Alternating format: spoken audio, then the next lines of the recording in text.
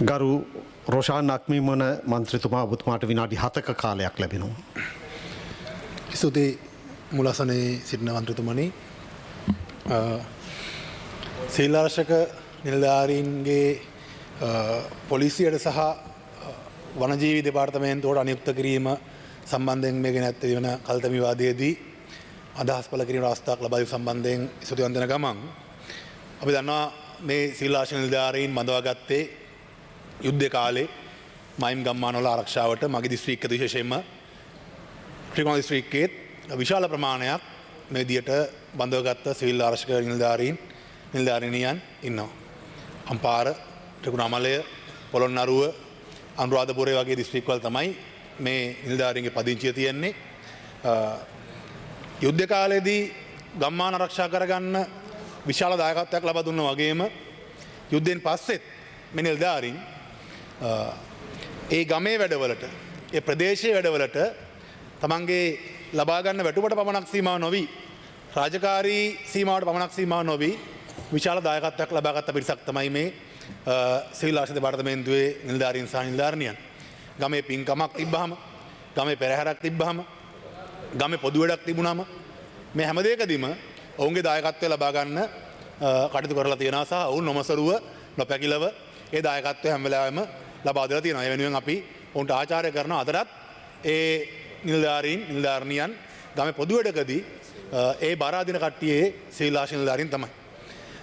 නමුත් යුද්ධයෙන් පස්සේ පසුගිය ආණ්ඩු සමයන් වලදී මේ සිවිල් ආරක්ෂක දෙපාර්තමේන්තුවේ නිලධාරීන් සහ නිලධාරණියන්ගේ සේවය ලබා ගැනීමේදී ඔවුන්ගේ වෘත්තීය අභිමානය සහ ඔවුන් අර යුද්ධ සමයේදී කරපු කාර්යභාරය ඒ කාර්යභාරයේ අභිමානය ආරක්ෂා වෙන ආකාරයෙන් ඔවුන්ව සේවයේ යොදවා ගත්තද කියන සම්බන්ධයෙන් විශාල ගැටලුවක් තියෙනවා.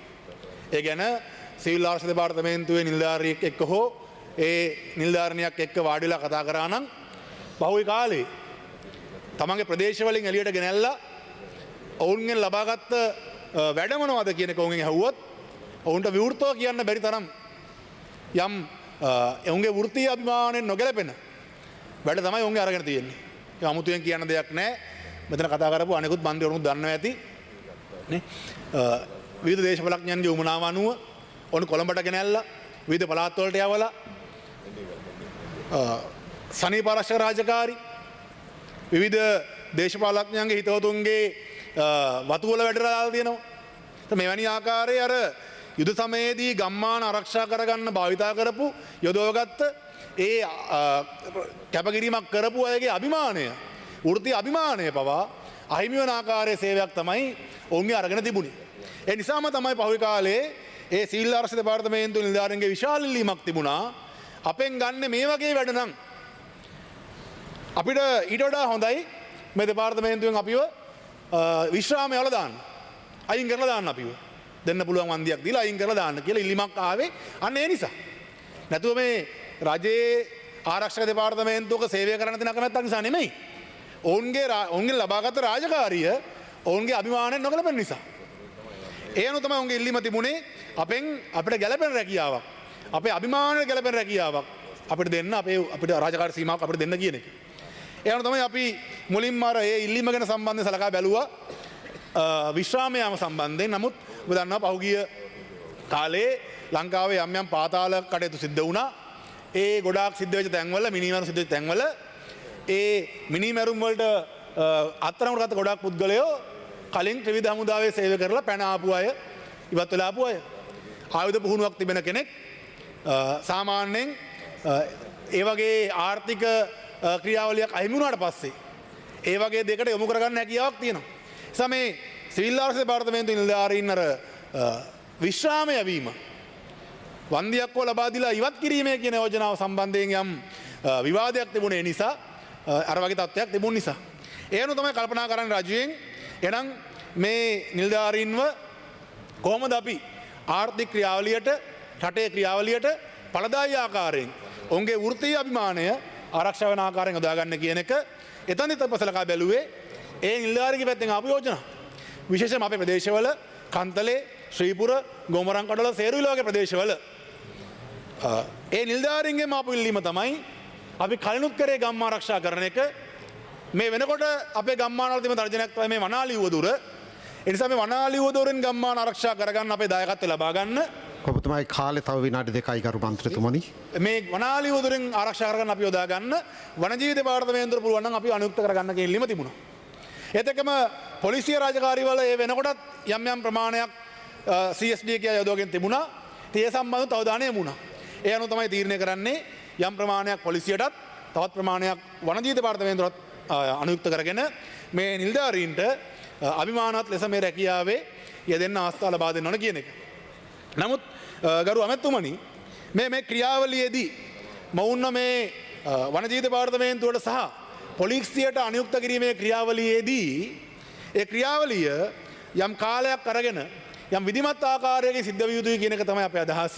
මොකද මේ නිලධාරීන් කාලයක් තිස්සේ තමයි ගම්මානවල රැකියාව කරලා පුරුදු වෙච්ච අය. මේ වැටුව ප්‍රමාණවත් නොවන නිසාම තවත් අමතර ආදායම් මාර්ගවලට ඔවුන් යමුලා තියෙනවා. ගොඩක් මේ ප්‍රදේශ කෘෂිකාර්මික ප්‍රදේශ ඒ නිසා ඔවුන් ගොවිතැනක් කරනවා, හවසට ට්‍රීවිල් එකක් දුවනවා. එහෙම කරලා තමයි මේ ජීවත් වෙන්න අවශ්‍ය කරන ආදායම උත්පාදනය කරගෙන තියෙන්නේ. අපි මේ දෙපාර්තමේන්තුවේ යම් වෙනසක් නම් මේ කරන්න යන්නේ. මේ වෙනස අපි හරියාකාරව කළමනාකරණය කරගන්න ඕනේ. ඒ චේන්ජ් මැනේජ්මන්ට් එක අපි හරියට කරගන්න ඕනේ. අපි හිතනවා මොවුන්ගේ මේ පොලිසියට අනුයුක්ත කිරීමේ ක්‍රියාවලිය සහ වනජීවි දෙපාර්තමේන්තුවට අනුයුක්ත කිරීමේ ක්‍රියාවලියේදී ඔවුන්ට ඒ සඳහා ප්‍රමාණවත් දිරිදීමනාවක් ස්වේච්ඡාවෙන් කැමැත්තෙන් මේ සේවයට පැමිණීම සඳහා ඔවුන් දිරිමත් කරන ඒ සඳහා පොළඹවාගත හැකි මට්ටමේ දීමනාවක් ලබා දීම සුදුසුයි කියන යෝජනාව කරනවා. සහ ඒ දීමනාව විධිමත් ආකාරයෙන් ඉවත් විය යුතුයි.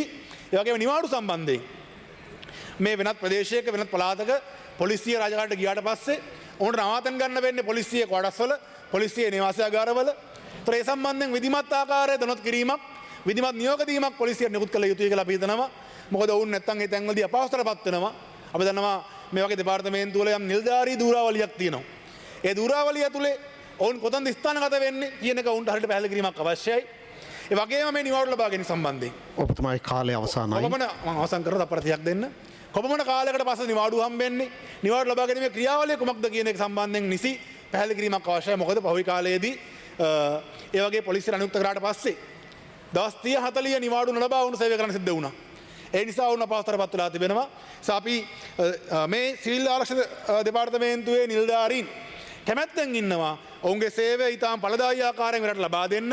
අපි ඉල්ලන්නේ ගරු එතුමාගෙන් ඔවුන් ආකර්ෂණය කර හැකි විදිහට ඔවුන් ආකර්ෂණය වන ආකාරයෙන් දිරිමත් වන ආකාරයෙන් අවශ්‍ය ඒ දිරිදීමන ඒ නිවාඩු ආකාරයේ මේ සේවා කොන්දේසි නිසියාකාරයෙන් සකස් කරලා මේ ක්‍රියාවලිය ඉස්සරහට රගෙන යන්න ගෙල්ලීම කරනවා. බොහොම ස්තුතියි.